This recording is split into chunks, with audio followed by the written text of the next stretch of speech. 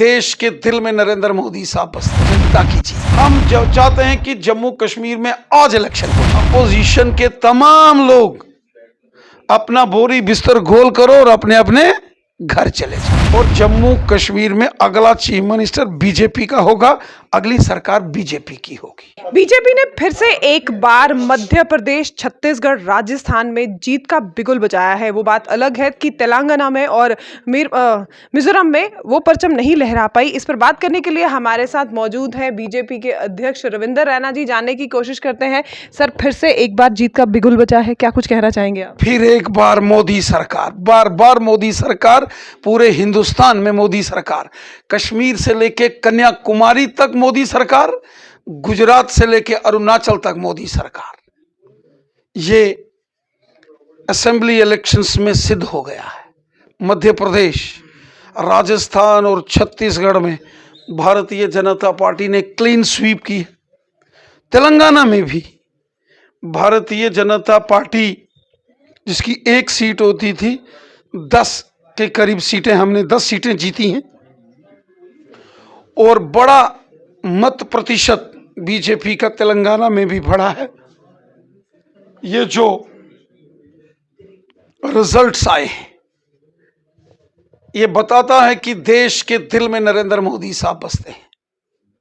जो मोदी साहब ने काम किए गरीबों के, बेसहारा लोगों के, ये उसकी जीत है। ये देश की जनता की जीत है। ये डेवलपमेंट की जीत है। ये अमन और खुशहाली की जीत है।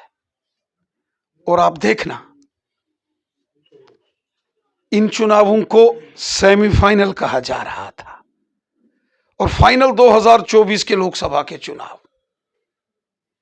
सेमीफाइनल भी जीता है, फाइनल भी जीतेंगे और फिर जम्मू कश्मीर में T20 होगा। लेकिन कब होगा T20? होगा कब? ये तो सबसे बड़ा इस समय का क्वेश्चन मार्क बन चुका है। तैयार है, बीजेपी तैयार है। हम चाहते हैं कि जम्मू कश्मीर में आज इलेक्शन हो जाए। मैं तो चाहता हूं आज इलेक्शन कमीशन अनाउंस करे। सर, उमर अब्दुल्ला साहब ने कहा है कि यही हाल रहा तो कोई भी पार्टी आगे नहीं आएगी। बिल्कुल ठीक कहा। उमर अब्दुल्ला साहब ने बिल्कुल सही कहा है कि जो मध्य प्रदेश, राजस्थान और छत्तीसगढ़ में अपोजिशन की पार्टियों का बुरा हाल हुआ है, अगर यही ट्रेंड जम्मू कश्मीर में भी चलता रहा तो यहां भी सबका सुपड़ा साफ होगा। ये तो उमर अब्दुल्ला साहब ने बिल्कुल सही कहा है।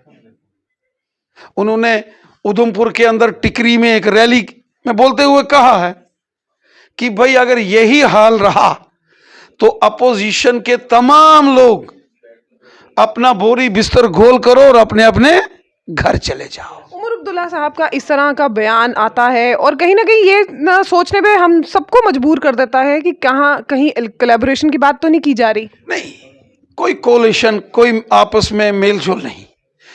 बीजेपी अपने दम पर जम्मू कश्मीर में चुनाव लड़ेगी।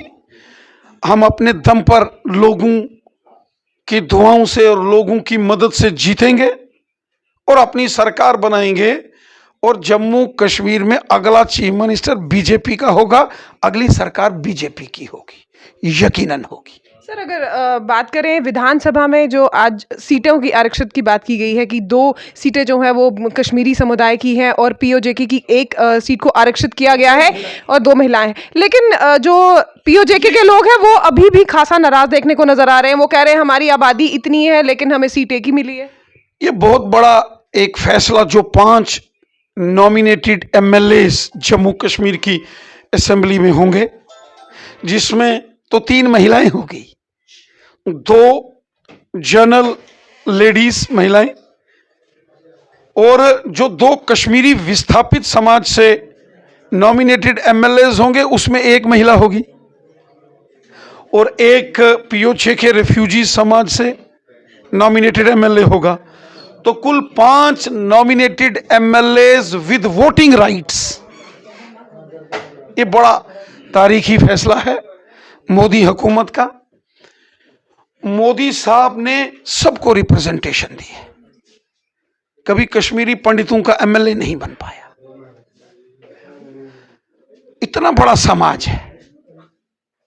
आज नॉमिनेशन के जरिए ही सही कश्मीरी पंडित समाज को रिप्रेजेंटेशन तो मिलेगी असेंबली में। महिलाओं के नॉमिनेटेड एमएलएज होंगे 2 महिलाएं, और पीओजेके, हालांकि पीओजेके समाज से बहुत सारे लोग जीत के एमएलएज भी बने, मंत्री भी बने, लेकिन उसके साथ साथ एक नॉमिनेटेड एमएलए पीओजेके समाज से भी रहेगा, और 24 सीटें असेंबली में पीओजेके की रिजर्व्ड हैं, जिसका जिक्र होम मिनिस्टर साहब ने पार्लियामेंट में किया है कि वो एरिया हमारा है, पाकिस्तान के नाजायज कब्जे में है, वो गुलामी की जंजीरों में लोग हैं, आज नहीं तो कल वो गुलामी की जंजीरों से फ्री होंगे, वो हमारे साथ जुड़ेंगे, वहां इलेक्शन करेंगे ना, क्यों नहीं करेंगे। पर विपक्षी पार्टी की 24 सीटें आज भी इंटैक्ट हैं, और वहां हम इलेक्शन कराएंगे जब आने वाले सालों में पीओजेके भी हमारे साथ आएगा। लेकिन विपक्षियों का ये कहना है कि कथनी और करनी में बड़ा अंतर है। हकीकत, आज तक अपोजिशन के लोग पीओजेके जो समाज है, रिफ्यूजीज, विस्थापित समाज, 70 साल कांग्रेस वोट लेती रही पीओजेके रिफ्यूजीज का, लेकिन कोई फायदा कांग्रेस ने कभी पीओजेके रिफ्यूजीज को नहीं किया, उल्टा इन्होंने नुकसान किया पीओजेके रिफ्यूजीज का। आज मोदी साहब आए, 5.5 लाख, आज जो कॉलोनीज हैं पीओजेके रेफ्यूजीज को, उनको हम रेगुलराइज करने जा रहे हैं। पीओजेके स्मृति भवन यहां सुकेतर जम्मू माता वैष्णो देवी हाईवे के ऊपर बन रहा है, करोड़ों रुपए की लागत से वो बनेगा। ये सब काम मोदी साहब ने किए हैं, और जो पीओजेके समाज के और भी चिंताएं, उनकी जो कंसर्न है, उसको भी हम हल करेंगे, हम ही करेंगे, और कोई नहीं कर सकता। सर, जम्मू में बड़े सारे मुद्दे हैं जिन्हें सामने आने के बावजूद पर उन्हें चिन्हित नहीं किया जा रहा। सबसे पहले तो विडो पेंशन की बात की जाए, कब तक उसको एलजी साहब ने एक प्रोग्राम में ऐलान किया है कि ये तमाम जिन चीजों का आपने जिक्र किया है, इसका हल निकालेंगे, इनका समाधान होगा। उम्मीद कर सकते हैं कि आने वाले समय में, जहां पर इतनी सारी बातें हो चुकी हैं, आने वाले समय में ये मसले मसाइल जो है जम्मू के इस समय बने हुए हैं, बर्निंग इश्यूज, उस पर करेंगे एक एक करके। सबकी समस्याओं का एक ही समाधान है, नरेंद्र मोदी। देश में एक ही गारंटी है, मोदी जी की गारंटी। शुक्रिया। तो ये थे हमारे साथ बीजेपी के अध्यक्ष रविंदर रैना जी, जिनका ये साफ तौर पे कहना है कि असेंबली इलेक्शन जम्मू कश्मीर में जब भी होगी, बीजेपी उसके लिए पूर्ण रूप से तैयार है। इसी तरह की अपडेट्स के लिए जुड़े रहिए ग्रेटर जम्मू के साथ। कैमरामैन अजय साडू के साथ मैं नीतू सिंह, ग्रेटर जम्मू के लिए। धन्यवाद।